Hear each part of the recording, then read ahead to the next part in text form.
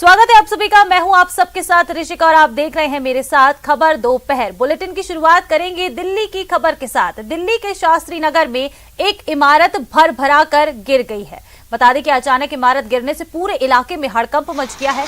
हालांकि इस इमारत और आसपास के मकानों को पहले ही खाली कराया लिया गया था। ऐसे में किसी के हताहत होने की कोई सूचना नहीं है। तस्वीरों में आप देख सकते हैं कि किस तरह से देखते ही देखते एक इमारत अचानक ताश के पत्तों की तरह भर भरा कर गिर गई। मौके पर दिल्ली की पुलिस, दमकल विभाग और एम्बुलेंस पहुंचे हुए हैं और जो रेस्क्यू ऑपरेशन है वो जारी है। देखिए, आपको ये तस्वीरें भी दिखा रहे हैं। दिल्ली से ये तस्वीरें हैं जहां पर एक बिल्डिंग अचानक से भरभरा कर गिर गई है। बता दें कि 4 मंजिला ये बिल्डिंग है जो गिरी है। शास्त्री नगर में ये स्थित एक बिल्डिंग थी, 4 मंजिला बिल्डिंग, जो एकदम से भरभरा कर गिर गई। पूरे इलाके में जैसे ही इस घटना के बारे में पता चला तो हड़कंप मच गया। आसपास के लोग भी डरे सहमे हैं। हालांकि इस इमारत और आसपास के मकानों को पहले ही खाली करा दिया गया था, इसलिए इस पूरे हादसे में किसी के हताहत होने की कोई सूचना नहीं है।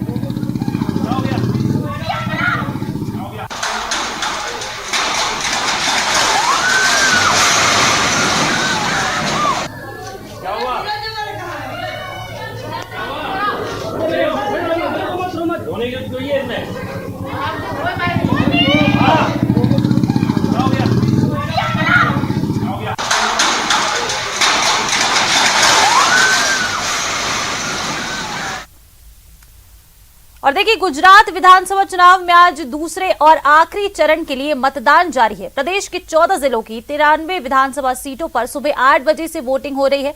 दोपहर 1 बजे तक बताया जा रहा है कि 34.7% तक का मतदान हुआ है। आपको बता दें कि 2017 विधानसभा चुनावों में बीजेपी ने इन 93 सीटों में से 51 सीटों पर जीत हासिल की थी, जबकि कांग्रेस को 39 और 3 सीटें निर्दलीय उम्मीदवारों को मिली थी। वहीं आम आदमी पार्टी के उम्मीदवारों की जमानत जब्त हो गई थी। मध्य गुजरात में भाजपा ने 37 और कांग्रेस ने 22 सीटें जीती थी, लेकिन उत्तर गुजरात में कांग्रेस हावी रही थी और 17 सीटों पर कांग्रेस ने जीत हासिल की थी, जबकि बीजेपी को सिर्फ 14 सीटें ही मिली थी।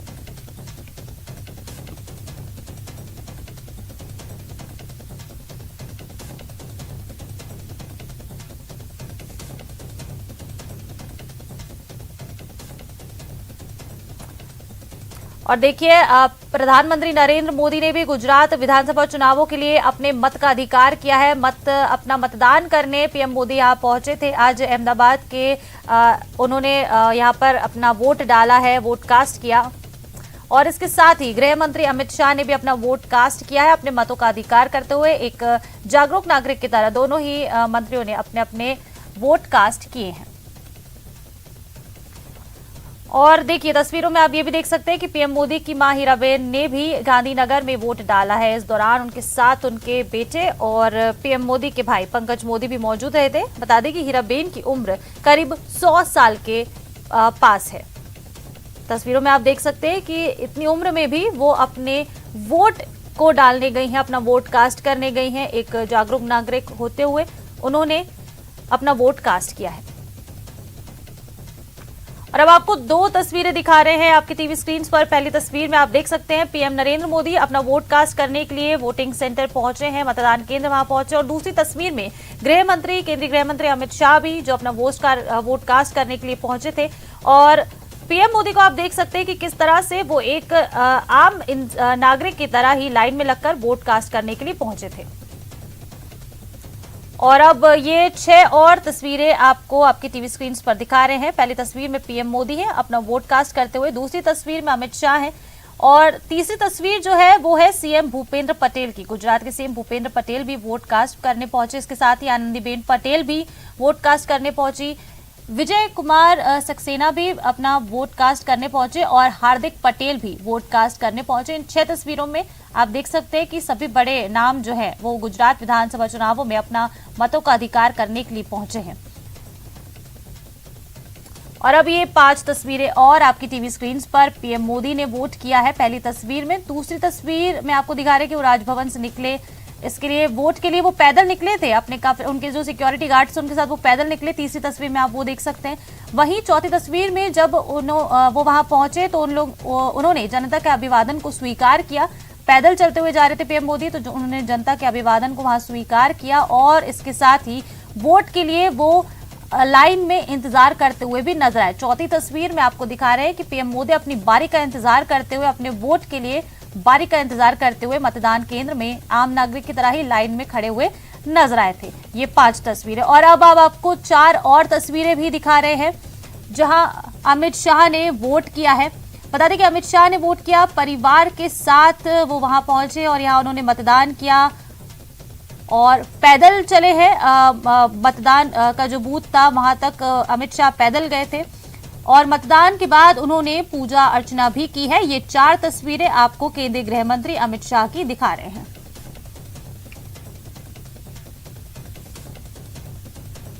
और चलिए प्रधानमंत्री नरेंद्र मोदी ने अपना वोट कास्ट करने के बाद क्या कुछ कहा है, चलिए आपको सुनाते हैं। का ये उत्सव गुजरात के, हिमाचल के और दिल्ली के मतदाताओं ने बहुत ही उत्साह और उमंग के साथ मनाया। मैं लोकतंत्र के उत्सव के लिए देश के नागरिकों का हृदय से अभिनंदन करता हूं, धन्यवाद करता हूं। मैं इलेक्शन कमीशन का भी हृदय से अभिनंदन करता हूं। और देखिए सरदार शहर का जो संग्राम है वो जारी है। सुबह से ही सरदार शहर उपचुनाव के लिए वोटिंग जारी है। 1 बजे तक के अगर मतदान की बात की जाए तो 1 बजे तक 36.68% मतदान हो चुका है। जैसे जैसे दिन चढ़ता जा रहा है वोटर्स की जो संख्या है वो बढ़ती जा रही है। बता दें कि 2,90,76 मतदाता जो हैं इस उपचुनाव में वोट डालेंगे। 295 केंद्रों पर सुरक्षा के पुख्ता इंतजाम किए गए हैं और यहीं पर वोट कास्ट किए जा रहे हैं। कांग्रेस, बीजेपी और आरएलपी में त्रिकोणीय मुकाबला इस उपचुनाव में देखने को मिल रहा है। बता दें कि 10 प्रत्याशियों के लिए वोट डाले जा रहे हैं, लेकिन जो मुकाबला है वो 3 प्रत्याशी भाजपा, कांग्रेस और आरएलपी के बीच होने जा रहा है।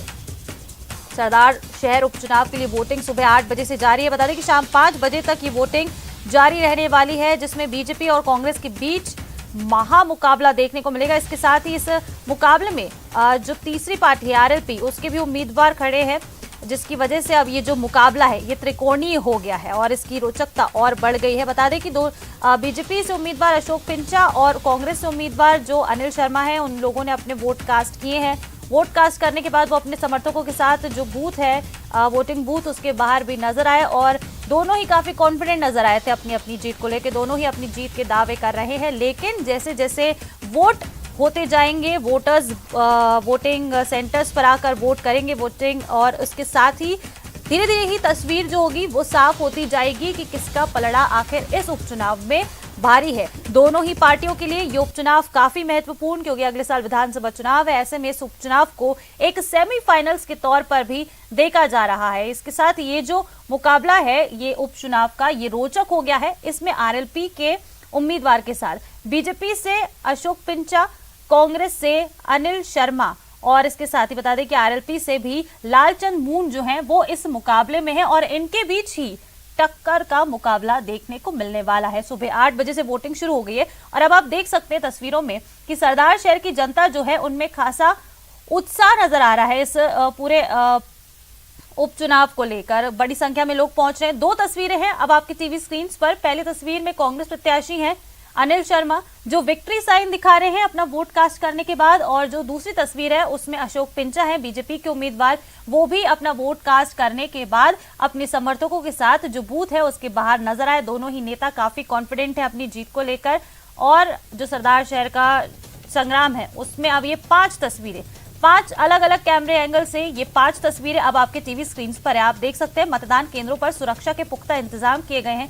किसी भी तरह से वोटिंग में कोई गड़बड़ झाला ना हो, इसको लेकर पूरे इंतजाम किए गए हैं। और सुबह जिस तरह से वोटर्स की संख्या कम थी, वैसे अब दिन चढ़ता जा रहा है तो लोग अपने कामों से फ्री होने के बाद अब वोटिंग सेंटर्स पर आ रहे हैं। और अब ये 10 तस्वीरें और देखिए, देखिए इस चुनाव के लिए जो लोगों में उत्साह नजर आ रहा है, जिस तरह से अब हर वोटिंग सेंटर के बाहर जिस तरह से जो मतदाता हैं उनकी जो लंबी लंबी कतारें नजर आ रही हैं, वो इस बात की गवाही देती हैं कि ये जो सरदार शहर का उपचुनाव है ये कितना इम्पोर्टेंट है दोनों ही पार्टियों के लिए भी और जनता के लिए भी। ये उपचुनाव कितना महत्वपूर्ण है, जिस तरह से लोगों की कतारें बाहर देखने को मिल रही हैं। लोग लगातार अब जो संख्या है वोटर्स की वो बढ़ती जा रही है और सब अपना वोट कास्ट करने को यहाँ पर आ रही हैं। ये 10 तस्वीरें 10 अलग अलग कैमरे एंगल से आपको दिखा रहे हैं, जिसमें आप देख सकते हैं कि सरदार शहर का संग्राम जो है वो कितना ज्यादा महत्वपूर्ण है।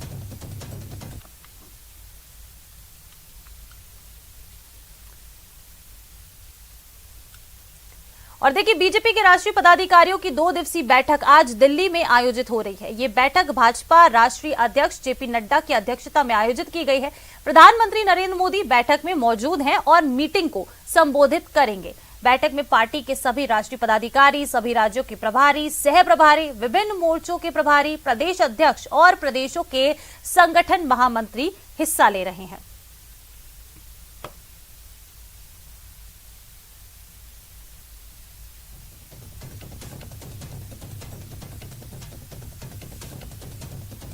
तो देखिए दिल्ली में ये बैठक आयोजित हो रही है। बीजेपी के राष्ट्रीय पदाधिकारियों की 2 दिवसीय बैठक जो है ये आज से शुरू हो रही है, जिसमें ये जो बैठक है ये दिल्ली में आयोजित की जा रही है। और बता दें कि ये बैठक भाजपा के राष्ट्रीय अध्यक्ष यानी कि जयप्रकाश नड्डा की अध्यक्षता में आयोजित की जा रही है। जेपी नड्डा की अध्यक्षता में ये बैठक हो रही है, जिसमें प्रधानमंत्री नरेंद्र मोदी भी मौजूद हैं और इस मीटिंग को वो संबोधित भी करेंगे। बता दें कि थोड़ी देर पहले पीएम मोदी गुजरात में अपना वोट कास्ट करने गए थे और अब वो दिल्ली में इस बीजेपी के राष्ट्रीय पदाधिकारियों की जो बैठक है उसमें हिस्सा लेने के लिए पहुंचे हैं।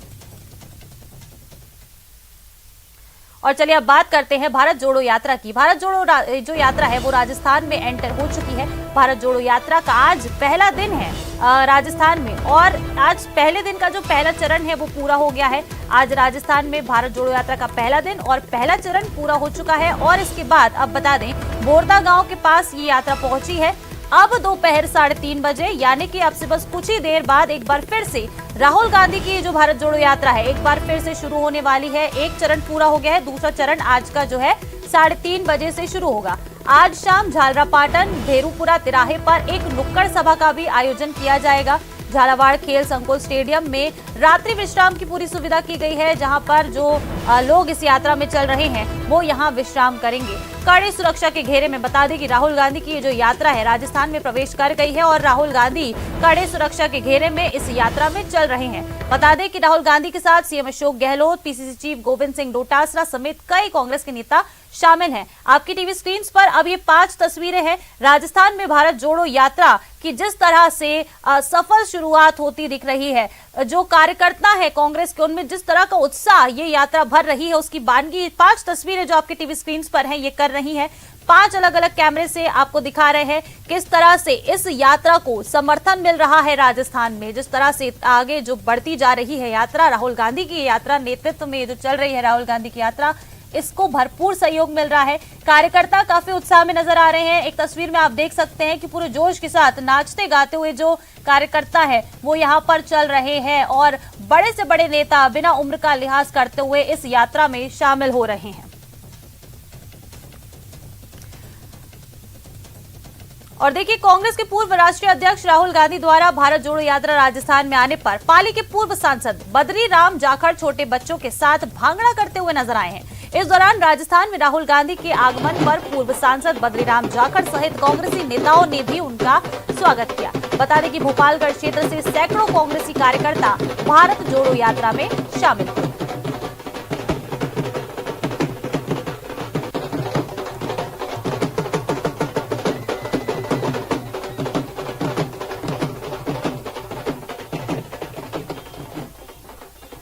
और देखिए सरदार शहर उपचुनाव के लिए वोटिंग जारी है और इसके साथ ही बूथ नंबर 115 पर बीजेपी और कांग्रेस के कार्यकर्ता आपस में ही उलझ गए हैं।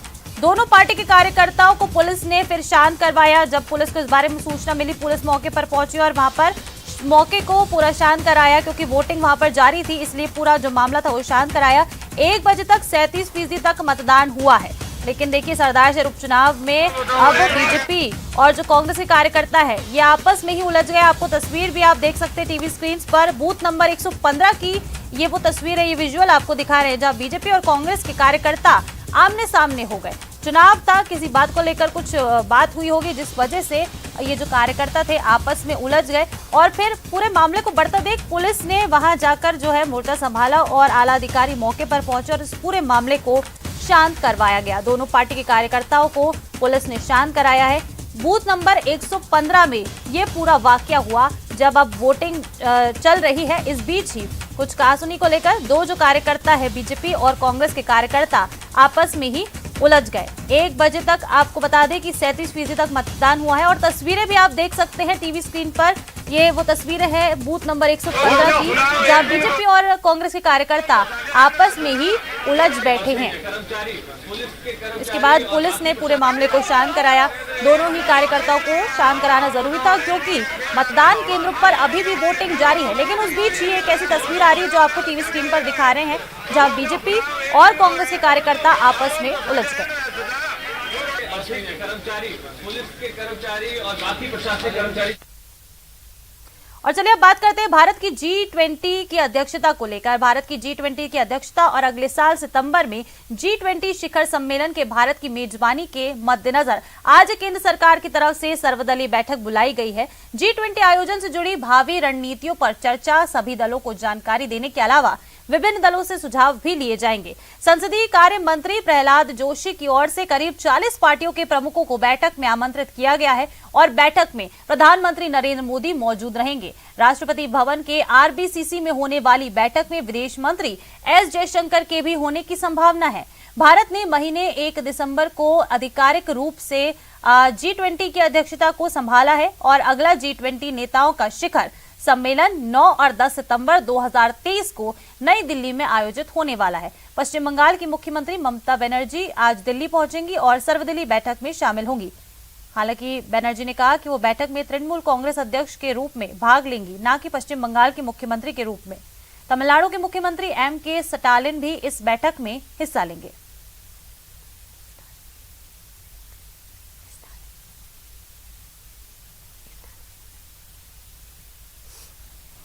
वहीं उदयपुर में G20 सम्मेलन की शेरपा बैठक जारी है। G20 सम्मेलन की पहली शेरपा बैठक जारी है। कुल्हड़ में चाय के साथ इस बैठक की शुरुआत हुई।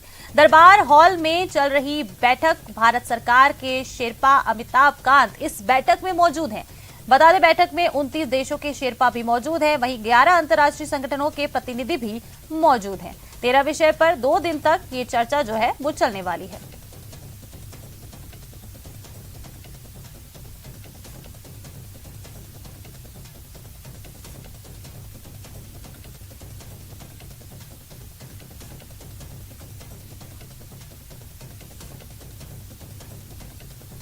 और देखिए श्रद्धा मर्डर केस की अगर बात की जाए तो इस केस में रोजाना नए नए मोड़ अब सामने आ रहे हैं। और अब खबर यह है कि पॉलीग्राफ और नार्को टेस्ट के दौरान आफताब का रवैया बिल्कुल एक जैसा था, जिससे एक्सपर्ट भी हैरान है। और अब उसका ब्रेन मैपिंग टेस्ट भी कराया जा सकता है।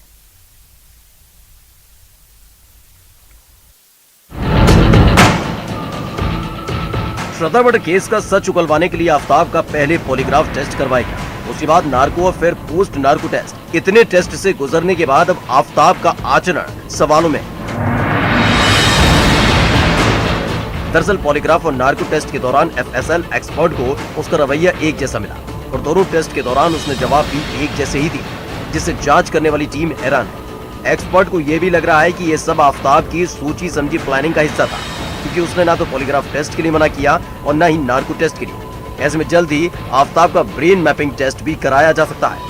हालांकि पुलिस को अभी DNA रिपोर्ट का इंतजार है। DNA रिपोर्ट आने के बाद ही जांच टीम दूसरे टेस्ट कराने पर कोई फैसला ले सकती है।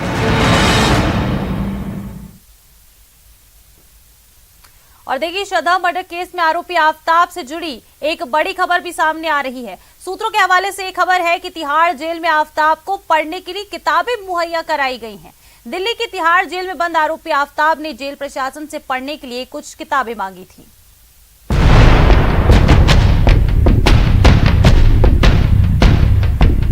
तिहाड़ जेल प्रशासन के सूत्रों के मुताबिक आफताब को पढ़ने के लिए अंग्रेजी नॉवल मुहैया कराई गई। आफ्ताब ने द ग्रेट रेलवे बाजार बाई ट्रेन थ्रू एशिया नाम की किताब पढ़ने के लिए मांगी थी, जिसे जेल की लाइब्रेरी से लाकर उसे पढ़ने के लिए दिया गया। जेल के सूत्रों के मुताबिक आफ्ताब को जो किताब मुहैया कराई गई है वो क्राइम बेस्ड नहीं है, बल्कि किताब में ऐसा कोई कंटेंट भी नहीं है जिसे पढ़कर वो खुद को या दूसरे को कोई नुकसान पहुंचा सके। जेल प्रशासन की तरफ से आफ्ताब को जल्द ही दूसरी किताबें भी मुहैया कराई जाएंगी। आफ्ताब ने जेल प्रशासन से इंग्लिश नॉवेल और साहित्य की पुस्तकों की मांग की थी। वहीं खबर ये भी है कि आफ्ताब जेल में शतरंज खेलने का भी शौकीन है और कई बार वो अकेले ही शतरंज खेलता रहता है। और देखिए, रूस और यूक्रेन के बीच करीब 10 महीने से जंग चल रही है। जंग में दोनों देशों का काफी नुकसान हुआ है। इसके बावजूद रूसी राष्ट्रपति व्लादिमीर पुतिन हमले रोकने को तैयार नहीं है। भारी तबाही के बावजूद यूक्रेन भी झुकने को तैयार नहीं है।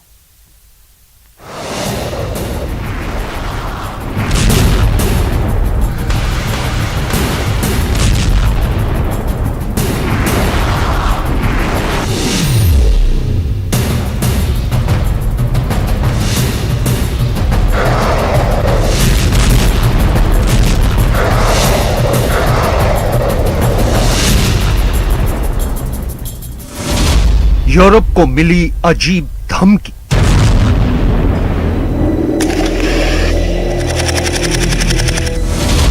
यूक्रेन दूतावासों में भेजे गए खूनी पार्सल।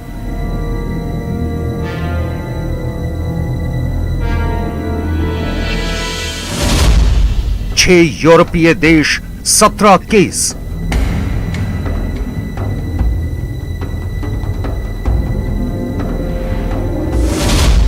यूक्रेन जंग के खूनी पार्सल।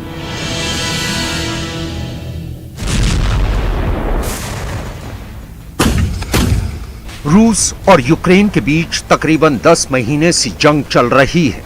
जंग में दोनों देशों का काफी नुकसान हुआ है, लेकिन फिर भी रूस के राष्ट्रपति व्लादिमीर पुतिन रूस की फौज के हमले रोकने के लिए तैयार नहीं है और ना ही यूक्रेन के अलग अलग शहरों में तबाही के बरसते बारूद के बावजूद राष्ट्रपति व्लादिमीर ज़ेलेंस्की झुकने के लिए। रूसी हमलों में यूक्रेन के शहर खंडरों में तब्दील हो चुके हैं, लेकिन यूक्रेन की सेना रूस के सामने सरेंडर करने के लिए तैयार नहीं है।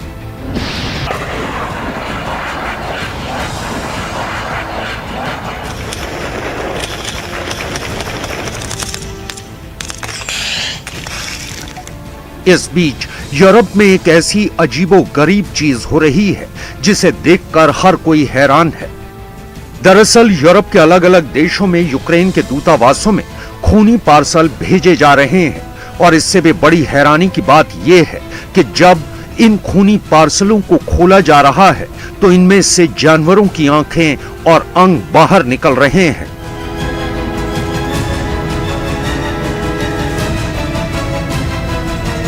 इससे पहले हम आपको यूरोपीय देशों में यूक्रेन के दूतावासों को भेजे जा रहे खूनी पार्सल का राज तफसील से बताएं।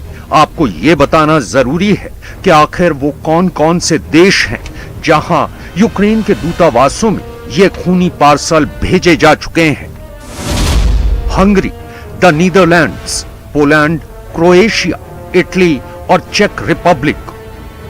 यूक्रेन के विदेश मंत्रालय के प्रवक्ता ओले निकोलेंको ने अपने फेसबुक पेज पर एक पोस्ट शेयर की। उसमें उन्होंने लिखा था कि खूनी parcel Hungary, the Netherlands, Poland, Croatia और इटली में यूक्रेनी दूतावासों के साथ साथ नेपल्स, इटली, क्राको, पोलैंड और चेक शहर ब्रनो में वाणिज्य दूतावासों को मिले। हम इस संदेश के अर्थ का पता लगा रहे हैं। ऐसा लगता है कि पैकेज को एम्बेसी भेजने से पहले किसी तरह के लिक्विड में भिगोया गया था। इनसे अजीब सी बदबू आ रही थी। हम जांच कर रहे हैं। ये सारा माजरा शुरू हुआ यूरोप के एक देश स्पेन से, लेकिन खूनी पार्सल भेजने वाले शख्स ने स्पेन की राजधानी मैड्रिड में यूक्रेन की एम्बेसी में जो पार्सल भेजा था वो दूसरे देशों को भेजे गए पार्सलों से अलग था। दरअसल कुछ दिन पहले स्पेन की राजधानी मैड्रिड में यूक्रेनी एम्बेसी में कई एक्सप्लोजिव से भरे पार्सल भेजे गए थे। इनमें से एक पार्सल खोलते ही धमाका भी हुआ था और इस धमाके में यूक्रेन का एक डिप्लोमेट घायल हो गया था। ऐसा ही एक लेटर बम मैड्रिड में अमेरिकी दूतावास को भी भेजा गया था। इतना ही नहीं, एक खूनी पार्सल उत्तर पूर्वी स्पेन में एक हथियार बनाने वाली फैक्ट्री में भी भेजा गया था। इस फैक्ट्री से यूक्रेन को हैंड ग्रेनेड सप्लाई किए जाते हैं। स्पेन के अधिकारियों के मुताबिक 24 नवंबर को ऐसा ही एक पार्सल स्पेन के प्रधानमंत्री पेड्रो सांचेज को भी भेजा गया था, लेकिन बम निरोधक दस्ते ने उस लेटर बम को निष्क्रिय कर दिया था। तो चलिए इस बुलेटिन में फिलहाल इतना ही। देखते रहिए न्यूज़ 18 राजस्थान।